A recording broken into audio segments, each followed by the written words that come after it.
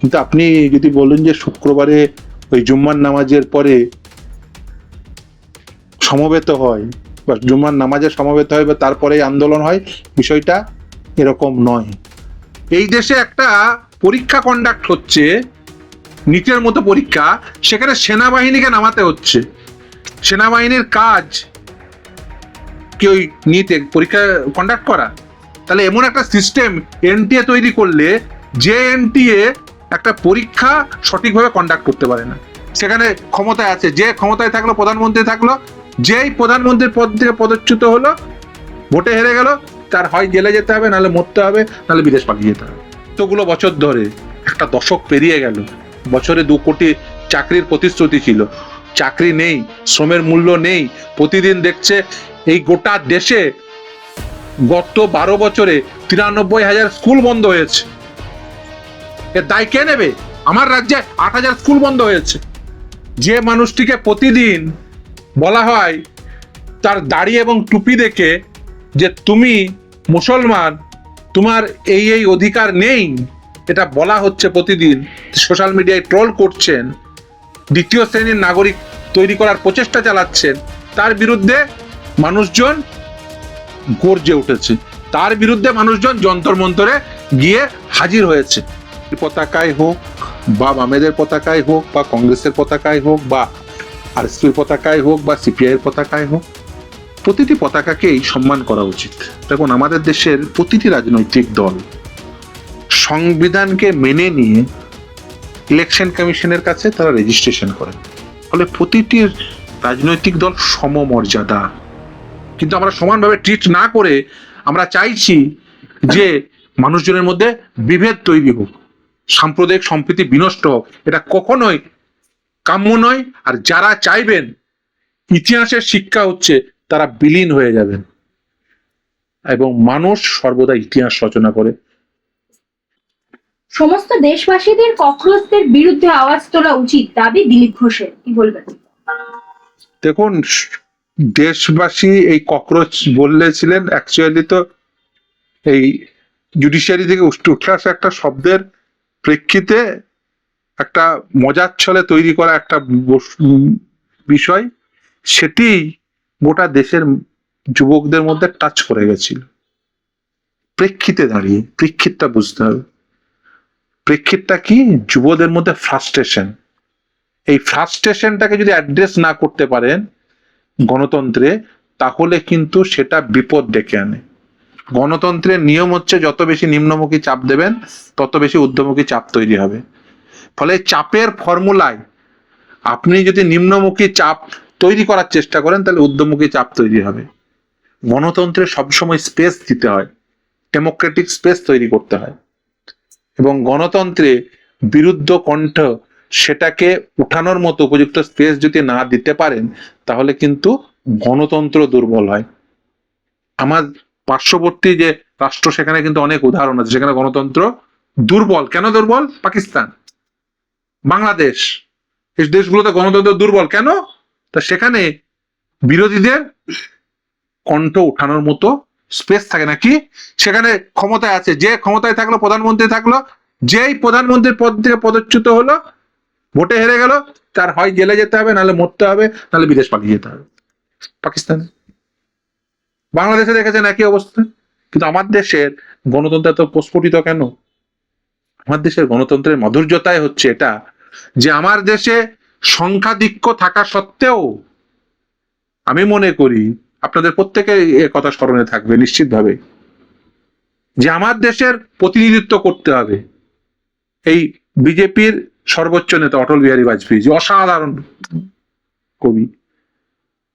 তিনি বলতেন, সংসদে বলতেন, লোকে মন্ত্রমুগ্ধ হয়ে শুনত। কংগ্রেস ক্ষমতায়, দেশকে রিপ্রেজেন্ট করতে হবে, পাঠালো কাকে? সেই অসাধারণ বক্তা অটল বিহারী বাজপেয়ীকে। তার কারণ তিনি, তার গ্রহণযোগ্যতা আছে, তিনি অসাধারণ অরেটর, তাই তাকে পাঠিয়েছেন। তার স্কিল, তার সেই নলেজ, সেটাকে ব্যবহার করবে আমার দেশের স্বার্থে। এইটা হচ্ছে আমার দেশের গণতন্ত্র। কংগ্রেস ক্ষমতায়, তিনি কংগ্রেসের বিরুদ্ধে রাজনৈতিক দলের, যখন অটল বিহারী বাজপেয়ী তিনি যখন প্রধানমন্ত্রী ছিলেন, দেখবেন কিভাবে বক্তৃতা দিয়েছে। তার আগে তিনি বিরোধী দলের নেতা হিসেবে কিভাবে বক্তৃতা দিয়েছেন।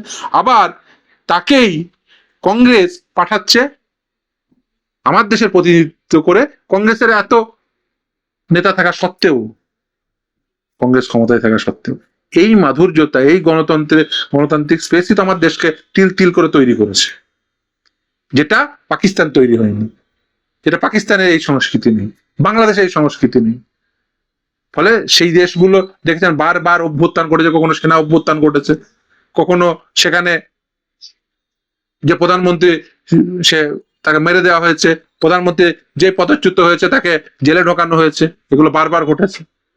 ধর্মতলা 16 জনের জামিন, মুন্ডা দমন বিলে কি তাহলে আটকানো গেল না 16 জনকে? দেখুন, দেশের সুপ্রিম কোর্ট নির্দিষ্টভাবে বলে দিয়েছেন যে এই যে নিট পেপার লিক কাণ্ডে যারা আন্দোলন করেছে, সেই 18 বছরের নিচে বয়স্ক যে সমস্ত 18 বছরের কম বয়স্ক ছাত্রছাত্রীরা রয়েছেন, তাদের বিরুদ্ধে কোনো প্রকার ব্যবস্থা গ্রহণ করা যাবে না। সিসি ক্যামেরার ফুটেজ, বডি অন ক্যামেরা যেগুলো, তার ফুটেজ সংরক্ষণ করে রাখতে হবে। দেখুন, এই ছেলেমেয়েরা কি চাইছে, এমন একটা সিস্টেম চাইছে যে সিস্টেমে কখনো পেপার লিক হবে না। গত 14 বছরে কি হয়েছে, গত 12-14 বছরে একটার পর একটা পেপার লিক হয়েছে।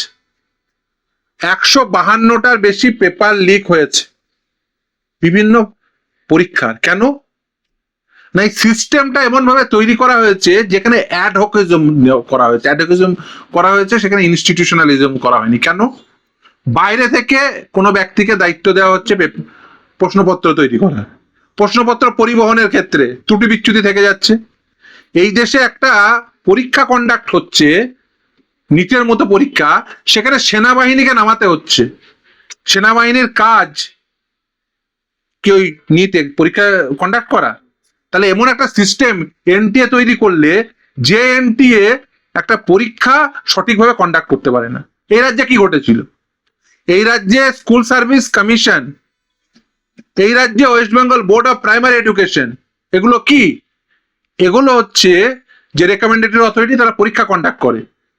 West Bengal board of primary education 1 to 5, 6 to class 12 SSC, তারা পরীক্ষা কন্ডাক্ট করে। দেখেছেন মমতা বন্দ্যোপাধ্যায়ের আমলে কিভাবে একটার পর একটা পরীক্ষায় ত্রুটি বিচ্যুতি ছিল। সাদা খাতা জমা দিয়ে শিক্ষকতার চাকরি, প্রশ্নপত্র leak, out of the panel চাকরি পাওয়া, রেশিও ভায়োলেশন করে চাকরি পাওয়া, একই মডেল। ওখানেও এনটিএ পরীক্ষা কন্ডাক্ট করছে, প্রশ্নপত্র leak. CBSE on screen marking হচ্ছে, এবার প্রথম অন স্ক্রিন মার্কিং গোটা দেশ জুড়ে কন্ডাক্ট করা হলো। নতুন সিস্টেম এলো। এই অন স্ক্রিন মার্কিং এ দেখা যাচ্ছে যে কি কি নিয়ম, কি একটা খাতা অ্যান্সার কি, সেখানে টিক করা আছে। টিক করা আছে মানে কি, সেখানে সে নাম্বার পাবে, কিন্তু সেই খাতায় দেখাচ্ছে ব্ল্যাঙ্ক পেজ, অর্থাৎ টিক দেওয়ার পরেও যে ছাত্রটি সঠিক অ্যান্সার দিল সে নাম্বার পেল না। এই জিনিস ঘটেছে সিবিএসসির অন স্ক্রিন মার্কিং এর ক্ষেত্রে। এনটিএ পরীক্ষা কন্ডাক্ট করলো, পেপার লিক হলো। ছেলেমেয়েরা স্বাভাবিকভাবেই গোটা দেশ জুড়ে তারা আন্দোলন সংগঠিত করলো। শুধুমাত্র নিটের পেপার লিক ইস্যু না, এটা বুঝতে হবে। ওখানে শুধুমাত্র নিটের যাদের পেপার লিক হয়েছে তারা এফেক্টেড, তারা গেছে তা না। কারা গেছে? চাকরি না পাওয়া বেকার যুবক, শ্রমের সঠিক মূল্য না পাওয়া শ্রমিক, যে মানুষটিকে প্রতিদিন বলা হয় তার দাড়ি এবং টুপি দেখে যে তুমি মুসলমান, তোমার এই এই অধিকার নেই, এটা বলা হচ্ছে প্রতিদিন, সোশ্যাল মিডিয়ায় ট্রোল করছেন, দ্বিতীয় শ্রেণীর নাগরিক তৈরি করার প্রচেষ্টা চালাচ্ছেন, তার বিরুদ্ধে মানুষজন গর্জে উঠেছে, তার বিরুদ্ধে মানুষজন যন্তর মন্তরে গিয়ে হাজির হয়েছে। কেন হয়েছে? তার কারণ তারা বুঝেছেন যে আন্দোলন করতে হবে সংবিধান সম্মতভাবে। সেখানে যন্তর মন্তরে গিয়ে কি করলেন? কোন প্রকার 144 আগে ছিল, নতুন 163, সেখানে কোনো প্রকার নতুন আইনে কোনো প্রকার প্রহিবিশন অর্ডার ছিল না। সুপ্রিম কোর্ট রামলীলা ময়দান কাণ্ডে নির্দিষ্টভাবে বলে দিয়েছে কিভাবে ভিড়কে ডিল করবে পুলিশ। প্রথমে ওয়ার্নিং, তারপরে ওয়াটার ক্যানন, ওয়ার্নিং মানে লাউড স্পিকারে বলবেন, ওয়াটার ক্যানন দেবেন, তারপরেও যদি না হয় আপনি হাঁটুর নিচে আপনি রাবার বুলেট, তারপরে যদি না হয় আপনি টিয়ার গ্যাস, তারপরে প্রপোর্শনেট ফোর্স ইউজ করতে হবে। কিন্তু প্রপোর্শনেট ফোর্স ইউজ না করে ডিসপ্রপোর্শনেট ফোর্স ইউজ করলেন। ছাত্রছাত্রীরা নিরস্ত্র, আর ছাত্রছাত্রীদের উপর আক্রমণকারী পুলিশ, তাদের দেখছেন বডিতে ওই যে এখন মেটা গ্লাস হয়েছে, সেখানে ভিডিও রেকর্ড করা হচ্ছে, তারপরে তাদেরকে টার্গেট করে করে করে করে তাদের বিরুদ্ধে এফআইআর করা, তাদেরকে জেলে ঢোকানোর বন্দোবস্ত করা, তাদের উপর লাঠি চার্জ করা, তাদেরকে আহত করা, তাদের উপর ইভেন সব দেখবেন চোখ চোখ থেকে শুরু করে গোটা মুখে দেখবেন সব আহত হয়ে আছে। কেন? ছররা বন্দুক ব্যবহার করেছেন, সেখানে সব সব ওই মুখের মধ্যে সমস্ত ছেলে মেয়েদের সব আহত হওয়ার চিহ্ন। এটা কেন? এ তো আমার দেশের নাগরিক, এদের বিরুদ্ধে এইভাবে ফোর্স ইউজ করবেন, এদের বিরুদ্ধে এইভাবে আক্রমণ নামিয়ে আনবেন, তারপর রাষ্ট্র দ্বারা। ফলে খুব স্বাভাবিকভাবে গোটা দেশের সাধারণ জনগণ থেকে শুরু করে যুবক যুবতী, তারা প্রত্যেকেই এগ্রিভ ছিলেন, তারা রাস্তায় নেমেছেন। এই গত এতগুলো বছর ধরে, একটা দশক পেরিয়ে গেল, বছরে 2 কোটি চাকরির প্রতিশ্রুতি ছিল, চাকরি নেই, শ্রমের মূল্য নেই। প্রতিদিন দেখছে এই গোটা দেশে গত 12 বছরে 93,000 স্কুল বন্ধ হয়েছে। এর দায় কে নেবে? আমার রাজ্যে 8,000 স্কুল বন্ধ হয়েছে। শিশু শ্রমিকের সংখ্যা বাড়ছে, যেখানে আমাদের সংবিধান সংশোধিত হয়ে 6 থেকে 14 বছর বয়স্ক প্রতিটি শিশুকে রাষ্ট্রকে বাধ্যতামূলকভাবে গুণসম্পন্ন শিক্ষা প্রদান করতে হবে, সেই জায়গায় স্কুল বন্ধ হয়ে যাচ্ছে। তার মানে কি? তার মানে ছেলেমেয়েরা স্কুল বিমুখ হয়ে যাচ্ছেন, এবং রাষ্ট্র সেই স্কুল ইনফ্রাস্ট্রাকচার তৈরি করতে পারছে না, ব্যর্থ হচ্ছে। এই ব্যর্থতার দায় নিতে হবে। এবং ছেলেমেয়েরা যে এগ্রিভ, চাকরি না পেয়ে এগ্রিভ, পেপার লিক হওয়ার ফলে এগ্রিভ, তারা সঠিক দিশা না থাকার জন্য এগ্রিভ। আপনি পাশের রাষ্ট্র চলে যান, চায়না, সেখানে আপনি যে কোনো সরকারি শিক্ষা ব্যবস্থা দেখুন, সরকারি স্কুল দেখুন, প্রাইমারি এডুকেশন থেকে সেখানে প্রাইমারি স্কুলে এআই শেখানো হয়।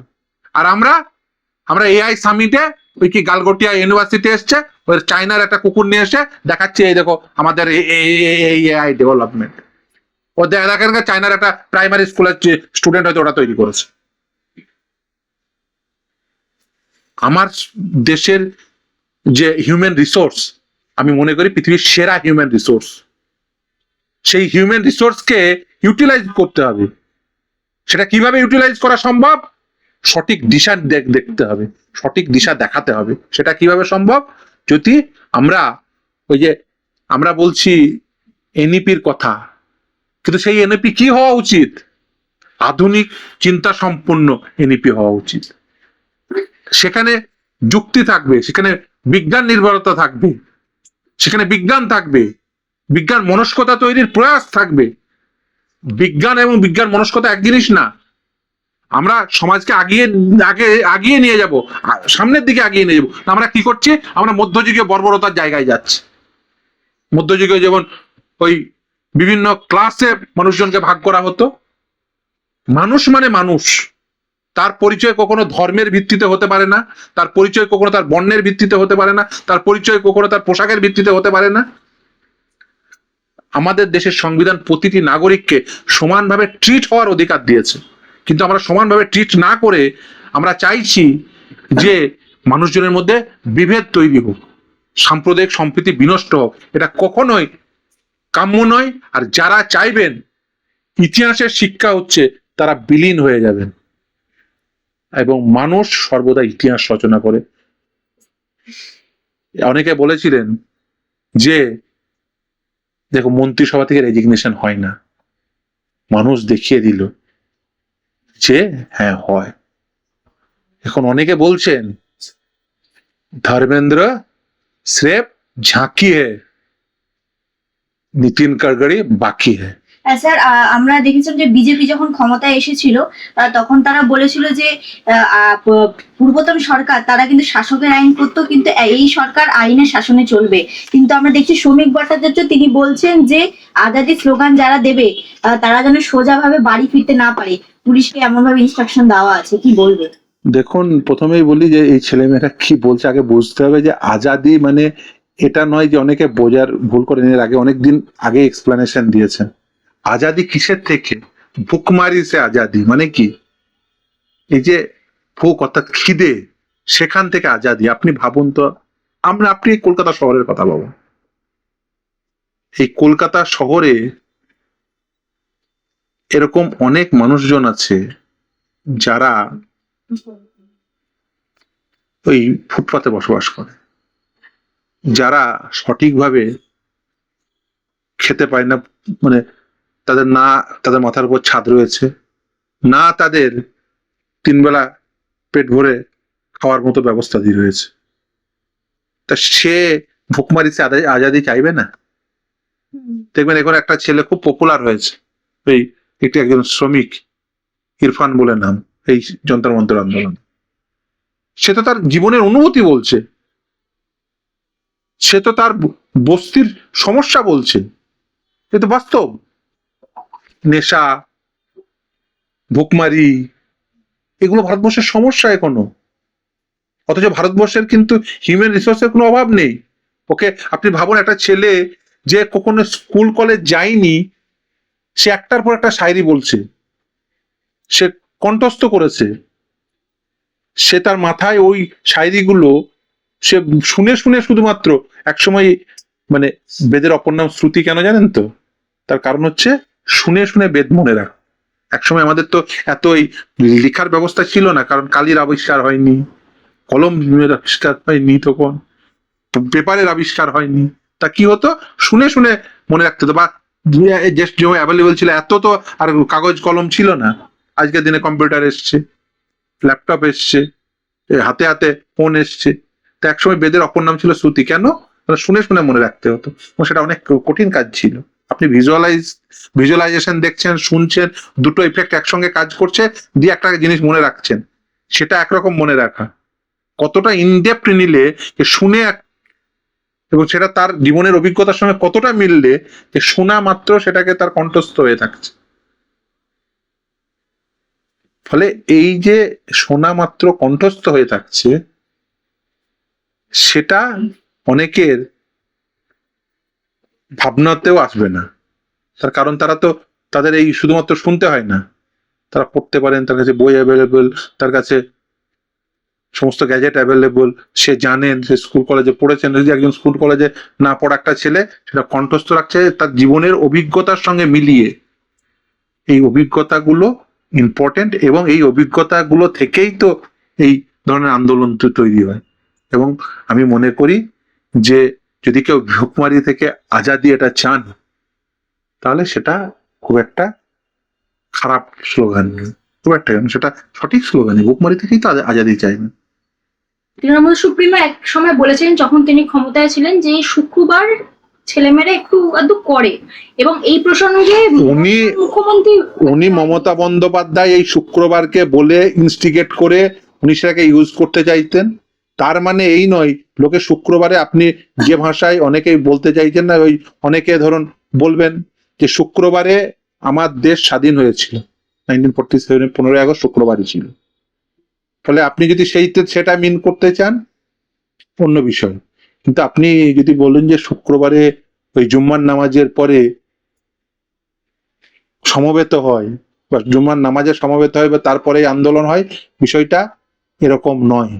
লোকে জুম্মাবারে যারা নামাজ পড়তে যান, তারা মসজিদে নামাজ পড়তে যান এবং নামাজ পড়ে তার বাড়ি ফিরে আসেন, বা যার নিজের নিজের কাজের জায়গায় যান। ওই শুক্রবার, জুম্মাবার, এটাকে হয়তো কেউ এক্সপ্রেসলি বলছেন না বা বলবেন না, কিন্তু এটা ঠিক যে মমতা বন্দ্যোপাধ্যায় এক সময় ইউটিলাইজ করার চেষ্টা করতেন, এটা তিনি হয়তো বলেছেন, কিন্তু শুক্রবার তো আর 5টা দিনের মতো আর একটা বার। শুক্রবারে হ্যাঁ জুম্মার নামাজ হয়, শুক্রবারে দেশও স্বাধীন হয়েছে, শুক্রবারে দেখবেন অনেক মহাপুরুষেরও জন্মদিন। ফলে যে কোনো দিনই আর 5টা দিনের মতোই একটি দিন। ফলে সেটার একটা আলাদা করে কোনো কিছু মিন করেছেন কি করেননি সেটা বিষয়ে তিনি ক্লারিফিকেশন দেননি, বলে এই নিয়ে বলার কিছু নেই। কিন্তু শুক্রবার আর 5টা দিনের মতো একটা দিন। যদি কেউ জন্মগ্রহণ করে থাকে, দেশ স্বাধীন হয়েছে, আমার দেশ স্বাধীন হয়েছে, তাহলে সেটা আর 5টা দিনের মতো একটা দিন বলেই মনে হয়। দেখা যাচ্ছে যে বিজেপির তিরঙ্গা মিছিলে বামেদের পতাকা পোড়ানো হয়েছে এবং থুতু পর্যন্ত ফেলা হয়েছে। দেখুন আমি মনে করি কোনো মিছিল থেকে, দেখুন বিজেপির পতাকায় হোক বা বামেদের পতাকায় হোক বা কংগ্রেসের পতাকায় হোক বা আরএসপির পতাকায় হোক বা সিপিআই এর পতাকায় হোক, প্রতিটি পতাকাকেই সম্মান করা উচিত। দেখুন আমাদের দেশের প্রতিটি রাজনৈতিক দল সংবিধানকে মেনে নিয়ে ইলেকশন কমিশনের কাছে তারা রেজিস্ট্রেশন করেন। ফলে প্রতিটি রাজনৈতিক দল সমমর্যাদা। সে রাজনৈতিক দল হয়তো কোনোটা ন্যাশনাল পার্টি, কোনোটা হয়তো ন্যাশনাল পার্টি স্বীকৃতি পায়নি, স্টেট পার্টি, কোনোটা হয়তো বা বেসিক্যালি যে দেখবেন নির্দল প্রার্থী হয় অনেকে। ফলে যে হয়তো দলীয়ভাবে স্বীকৃতি লাভ না করেও আমার দেশে কিন্তু ভোটে অংশগ্রহণ করা যায়। তাহলে আমার দেশে সংবিধান সম্মতভাবে ইলেকশন কমিশনের কাছে নথিবদ্ধ যে রাজনৈতিক দল, সে রাজনৈতিক দলের পতাকাকে অমর্যাদা করা উচিত নয়, কাম্য নয়। যদি কেউ করে থাকে ভুল করেছে।